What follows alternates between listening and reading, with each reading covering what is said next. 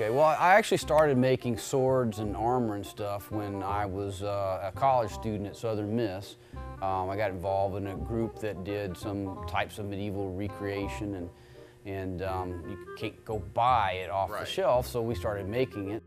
I was an avid reader as a kid, and still am when I have time. And I read all the King Arthur, and I read Robin Hood, and I read, about the time period, and it really, to me, it appealed to me. In Laurel, Mississippi, we have probably 4 or 5 people that are really interested in swords and armor, which is particularly lucky for as small a town as this is.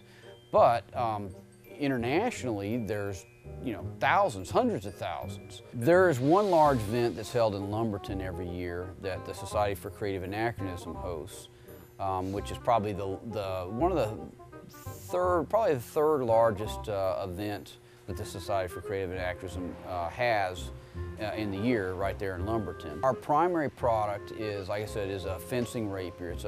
It's a sword, essentially about 42 inches of blade, and it was used from about 1550 till about 1650, and a little bit later in certain areas before the rest of the Western world went to the small sword.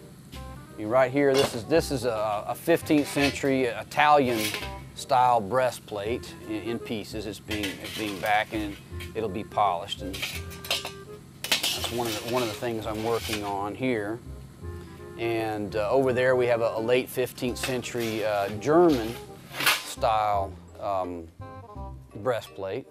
These helmets here are bassinets, 14th century ones, and I have this is a special faceplate built for it, specifically for practice, so it's very open, whereas historically you saw something more along the lines of openings like this. They're very narrow, so that there's much less possibility of getting a sword in the eye.